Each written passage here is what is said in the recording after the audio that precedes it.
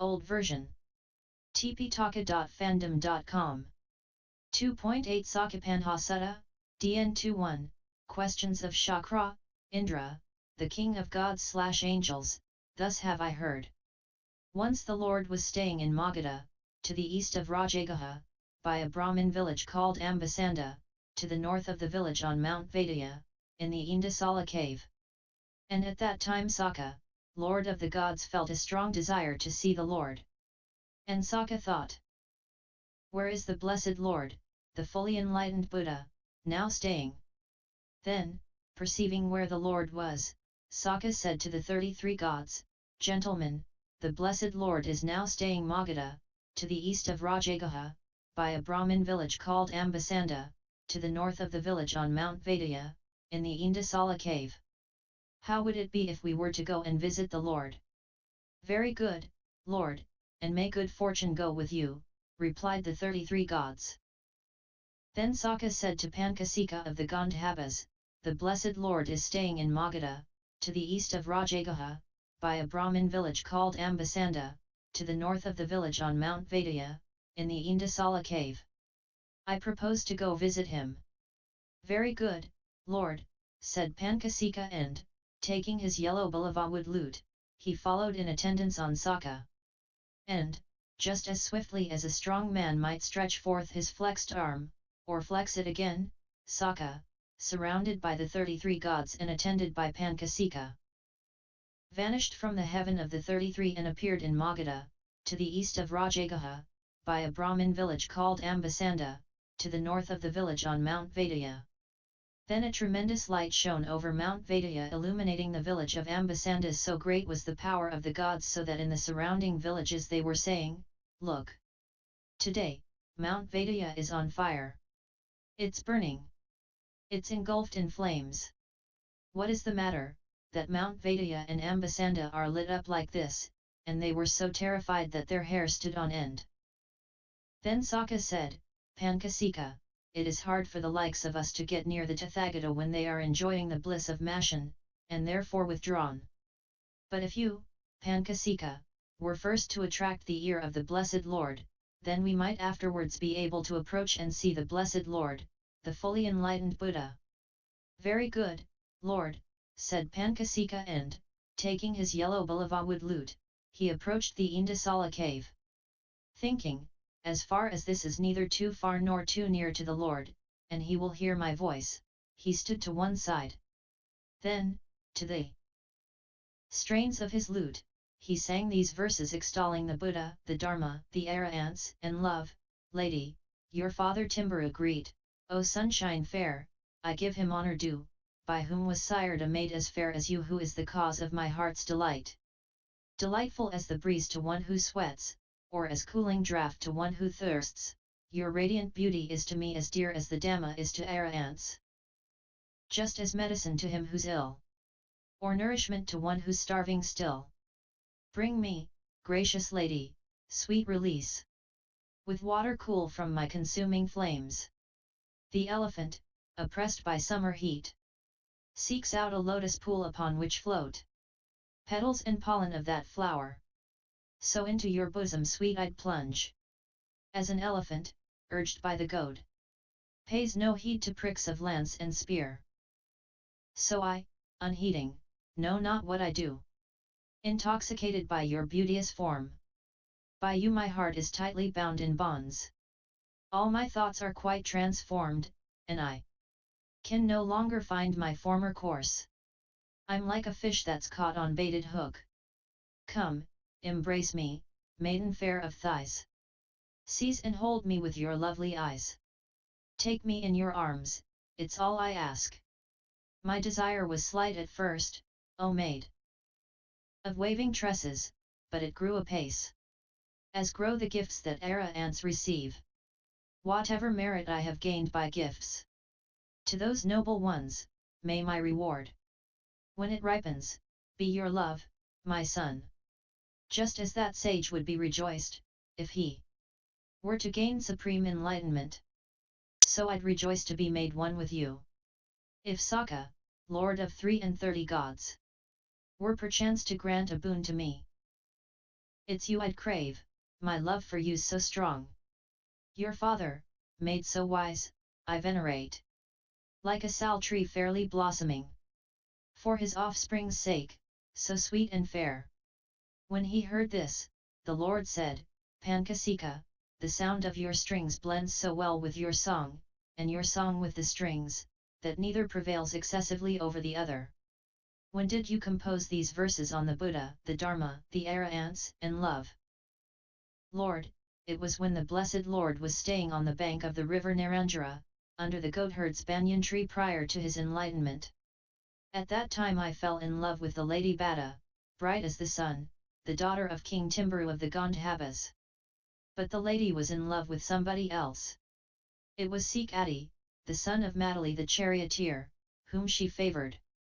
And when I found out that I could not win the lady by any manner of means, I took my yellow balava wood lute and went to the home of King Timbaru of the Gandhabas, and there I sang those verses. And, Lord, having heard the verses, the lady Bhattacharya Vakasa said to me, Sir, I have not personally seen that blessed Lord, though I heard of him when I went to the Sutta Hall of the 33 gods to dance. And since, Sir, you praise that blessed Lord so highly, let us meet today. And so, Lord, I met the lady, not then but later. Then Sakka thought, Pancasikha and the Lord are in friendly conversation, so he called to Pancasikha, My dear Pancasikha, salute the blessed Lord from me, saying, Lord Sakka, King of the gods, together with his ministers and follows, pays homage at the feet of the blessed Lord. Very good, Lord, said Pancasikha, and did so. Pancasikha, may Sakka, King of the gods, his ministers and followers be happy, for they all desire happiness, devas, humans, asuras, nagas, gandhabas, and whatever other groups of beings there are, for that is the way the Tathagatas greet such mighty beings. After this greeting, Sakka entered the Indasala cave, saluted the Lord, and stood to one side, and the 33 gods, with Pancasikha, did the same. Then in the Indasala cave the rough passages became smooth, the narrow parts become wide, and the pitch-dark cavern became bright, owing to the power of the devas. Then the Lord said to Sakka, It is wonderful, it is marvellous that the venerable Kosaya, with so many things to do, should come here. Lord, I have long wished to visit the blessed Lord, but I have always been so busy on behalf of the 33 that I was unable to come. Once the blessed Lord was staying at Savatthi in the Salala hut, and I went to Savatthi to see the Lord. At that time the blessed Lord was seated in some form of mashan, and King Vesavana's wife Bunjata was waiting on him, venerating him with palms together.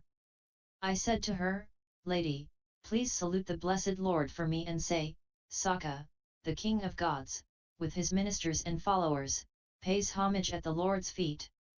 But she said, Sir, it is not the right time to see the blessed Lord, he is in retreat. Well then, lady, when the blessed Lord rises from his mashan, please tell him what I have said. Lord, did the lady salute you on my behalf, and does the Lord remember what she said? She did salute me, King of the gods, and I remember what she said. I also remember that it was your reverence's chariot wheels that roused me from my mashan. Lord, those gods who arose in the heaven of the 33 before I did have told me and assured me that whenever a Tathagata, a fully enlightened Arahant Buddha arises in the world, the ranks of devas increase, and those of asuras decline in numbers. In fact, I have witnessed this myself. There was, Lord, right here in Kapilavatthu a Sakyan girl called Gopika who had faith in the Buddhas, the Dhamma, and the Sangha, and who observed the precepts scrupulously. She rejected the status of a woman and developed the thought of becoming a man. Then, after her death, at the breaking up of the body, she went to a happy destination, being reborn in a heaven state among the 33 gods, as one of our sons, becoming known as Gopaka the Deva's son. Also, there were 3 monks who, having observed the holy life under the blessed Lord, had been reborn in the inferior condition of Gandhabas. They lived indulging in the pleasures of the 5 senses, as our attendants and servants.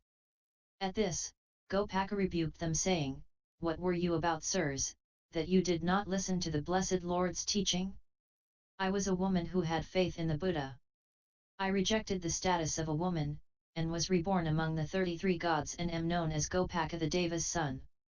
But you, after having observed the holy life under the blessed Lord, have been reborn in the inferior life condition of Gandhabas." And being thus rebuked, the two of those devas immediately developed mindfulness, and so attained to the realm of the retinue of Brahma. But one of them remained addicted to sensual pleasures. Gopaka spoke. "Discipline once of him who sees. The name I bore then Gopika. The Buddha, Dhamma firmly trusting. I served the Sangha cheerfully. For loyal service paid to him. See me now, a Sakka son. Mighty in the threefold heaven. Resplendent, Gopaka my name. Then former monks I saw, who'd reached no higher than Gandhaba's rank. Who before had human birth. And led the life the Buddha taught. We supplied their food and drink. And waited on them in our homes.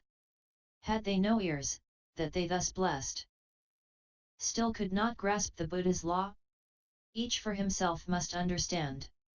That Dhamma taught by him who sees. And well proclaimed. I, serving you. Heard the noble one's good words. And so I'm born, a Sakka son. Mighty in the threefold heaven. And resplendent, whereas you. Though you served the Prince of Men. And led the matchless life he taught. Have reappeared in humble state. And not attained your proper rank. A sorry sight it is to see. One's Dhamma fellows sunk so low. That, Gandhaba spirits, you. But come to wait upon the gods. While as for me I am transformed. From household life, and female, I am now reborn a male, a god. Rejoicing in celestial bliss. When thus rebuked by Gopaka, disciple true of Gautama, in sore distress they all replied. Alas, let's go, and strive amain. And be no longer others' slaves. And of the three, 2 struggled hard. And bore in mind the teacher's word. They purified their hearts of lust. Perceiving peril in desires. And like the elephant that bursts all restraining bonds, they broke the fetters and the bonds of lust. Those fetters of the evil one. So hard to overcome, and thus the very gods, the 33, with Indra and Pajapati, who sat enthroned in council hall. These 2 heroes, passions purged, outstripped, and left them far behind. On seeing which, Vasava, dismayed, chief amidst that throng of gods, cried, "See how these of lesser rank outstrip the gods of the 33. Then hearing of his ruler's fearsome, Gopaka said to Vasava, "Lord Indra, in the world of men, a Buddha, called the Sakyan sage, has gained the mastery of lust. And these his pupils, who had failed in mindfulness when claimed by death, have now regained it with my help. Though one of them is left behind, and still among Gandhabas dwells. These 2, on highest wisdom set, in deep absorption spurn the gods. Let no disciple ever doubt that truth may yet be realized by those who dwell in these abodes. To him who's crossed the flood and made an end of doubts, our homage due.